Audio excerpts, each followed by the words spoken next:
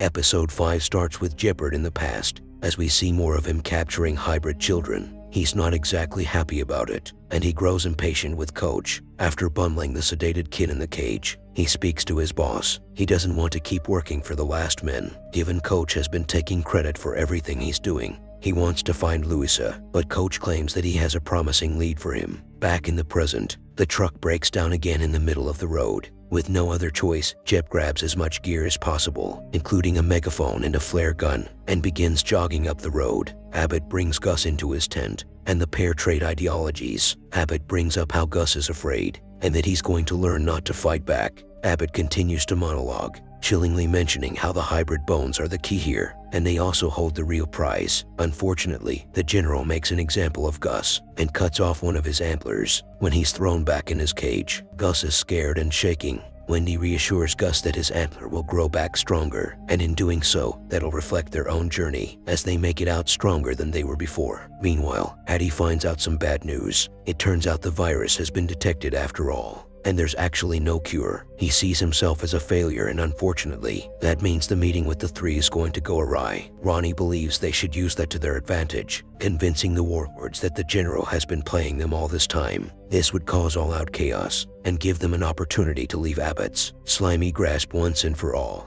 However, it all relies on Addie making the first move and taking the chance to defy his research. Meanwhile, Becky breaks into the camp, where it turns out there aren't hybrids, but in fact, the animal army. Becky fights with Tiger, believing that Tiger's upcoming plan to bust into Abbott's army is going to get everyone killed. Becky tries to strike a deal with her, but unfortunately, Jordan shows up from behind and knocks Tiger out. The three show up at Abbott's zoo, including Zhang, Voss, and Dutch. Abbott presents his idea for somewhere called Evergreen, a sanctuary that could help them all by acting as a self-sustaining refuge. This is an unfinished housing development, long forgotten from his days in the army. There's 53 lush acres and with high walls to keep everything outside. He offers the leaders 150 of the best men from each of their own communities, while the rest will be left to the sick.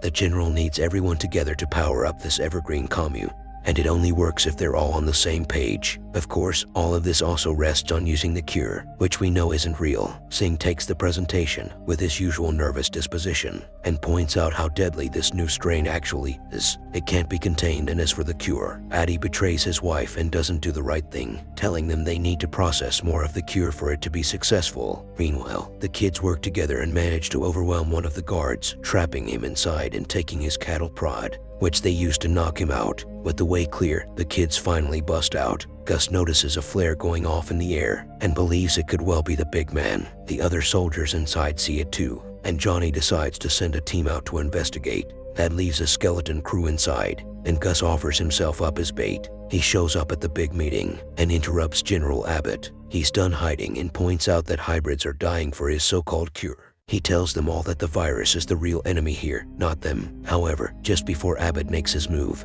Johnny saves Gus and lets him go. As for Mrs. Zhang, she decides not to follow General Abbott unless she gets all the spots at Evergreen. In fact, she's ready to undermine the competition completely, and just like that, she has them all killed so the two groups team up together. Outside the zoo, Jep tries to strike a deal with the last men, offering up Amy and her guards in exchange for getting Gus back. However, Bobby suddenly shows up from the ground and looks at Jep, recognizing him as the big man. One of the guards shoots him down with a net, prompting Jep to lose his temper and lash out. It's enough for the little hybrid to leave, but also sees Jep captured too. Meanwhile, Ronnie speaks to Addie and tells him she doesn't want the cure, not if it means killing hybrid children. She wants to go back to how they were before, and she doesn't want this. There is no going back, Addie says, solidifying his turn to the dark side as he continues to work on getting the right ingredients for his cure. Through all of this drama, Gus runs into Jep while the latter is behind bars. The pair hold hands and Jep admits he's missed the little guy. However, everything is interrupted by the sound of a helicopter flying overhead.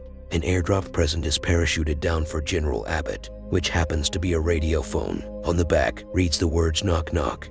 Episode 6 starts with us in the past, with Ronnie and Addie arriving together on a trip away. The pair get along well, albeit a bit nervously, as we learn it's their first trip away together. They're held up in a country house in the middle of nowhere, and the pair reminisce on home comforts and marvel at the new delights in their room. When a bat sneaks in, Addie manages to take it out without killing it, and that's the start of their solidifying love. Back in the present, Abbott speaks on the radio, which we learn was dropped by Emmy. She makes big demands for Abbott to leave the zoo, going on to belittle him and questioning why he needed a whole army to break her and the 12 kids out. She taunts him with bug bombs, claiming that's all she needs to turn the tide here. And just like that, barrels full of purple flowers are dropped in the main atrium as General Abbott realizes with horror that they're using chemical warfare to break them out. The soldiers scramble to leave and evacuate the area, intending to fall back to Evergreen. On the way out, the trucks are targeted by Dolly and the other mercenaries up in the air as they drop various bits of junk like fridges and garden furniture in what they aptly call junk bombs. As one hits in front of Becky's truck,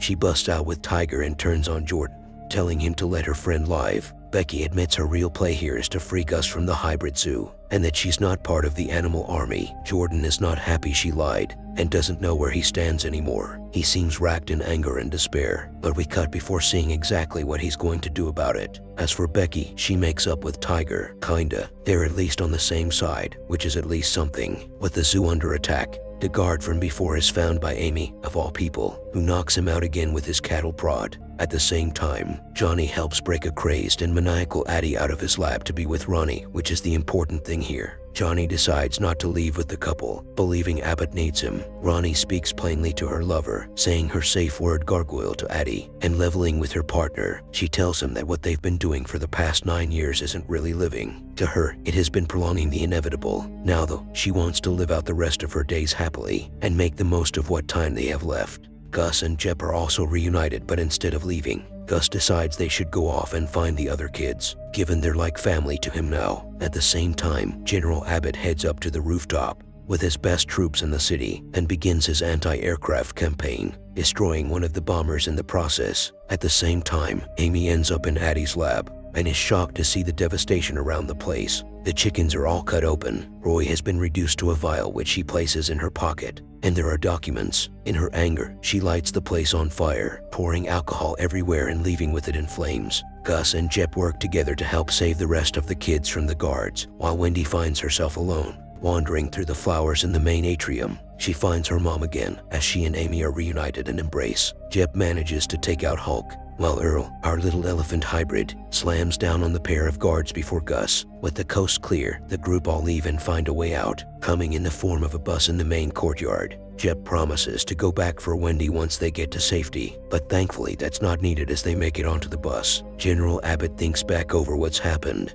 and realizes that Amy and Dolly actually duped everyone. As it turns out, the flowers inside are fakes. They're plastic and the whole thing was one big ruse. On the way out, Addie finds Gus Ampler on the ground and has a light bulb moment, believing he can make a cure now. He promises he'll be right back, but Ronnie whispers, "Why can't you just let it go?" And in Addie's absence, when he goes off to find his lab in smoldering ruins, he heads back and realizes Ronnie has gone. She's made it pretty far, to be honest, as she looks back at the gray smoke curling in the air above the zoo and decides to live her own life now. At least what's left of it anyway. Abbott decides this fight is far from over and prepares for the next step in his plan. But there's a problem. Amy's finger begins to shake. As she sits on the bus, she takes a deep breath. It appears Amy may actually be infected.